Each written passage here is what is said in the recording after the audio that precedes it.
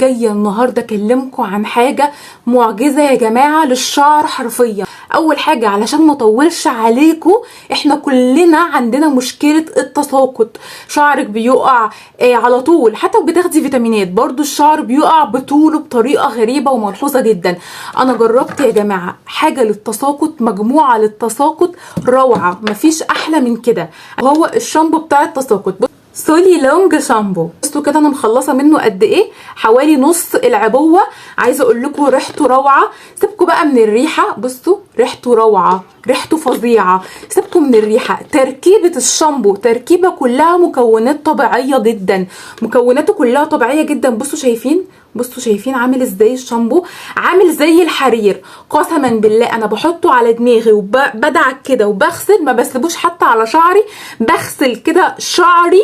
بعد ما بغسل وبخرج من الحمام انا ما بلاقيش شعرايه واحده بتقع، شعرايه واحده. الشامبو بتاع التساقط ده حرفيا روعه، انا مش لاقيه كلام اقوله. الشامبو ده يا جماعه لازم تجربوه. الشامبو ده واخد تصريح من هيئه الدواء المصريه، الشامبو مصرح امن على الاطفال والكبار، عامله شعرك بروتين فيلر، عامله في شعرك البدع. الشامبو ده هيعالج شعرك، شعرك اتبهدل من الصبغه من الاستشوار من المكوى، فظيع. الشامبو ده مفيش كلام عليه، لازم تجربيه، ما ينفعش تسمعي كده وخلاص، جربيه جربيه. وهو التوب نمبر 1 اللي عجبني بجد قوي، اللي هو لوشن التساقط سولي لونج لوشن.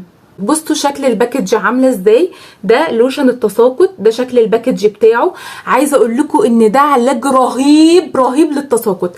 بيعمل ايه؟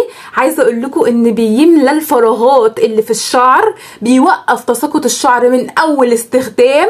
وانا بقول لكم اهو هتجربوه على ضمانتي، من اول استخدام اللوشن ده بيوقف التساقط حرفيا. عايزه اقول لكم كمان ان هو بيكثف الشعر جدا، فظيع فظيع فظيع، بيخلي الشعر تقيل كده وكثيف.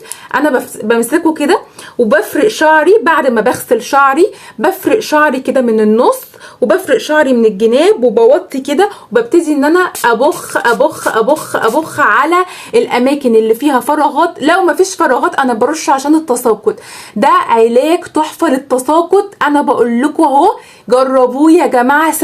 بقول لكم انه واخد تصريح من هيئه الدواء المصريه، يعني مفيش منه اي قلق من يا جماعه، جدا على الكبار الاطفال اي حد عنده تساقط، ده فظيع من اول استخدام جدا.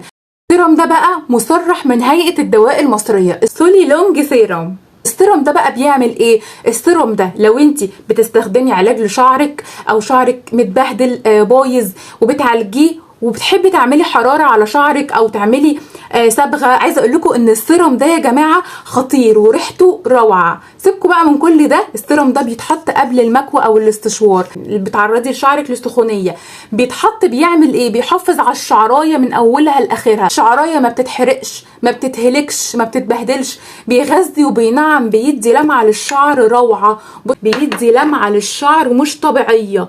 بصوا بيخلي الشعر بيلمع، بيحافظ على الشعرايه وعلى جمالها، وتحسوا كده الشعرايه فيها روح بجد يا جماعه. السيرم ده تحفه ومرخص برضو من هيئه الدواء المصريه، بيعجبكم جدا.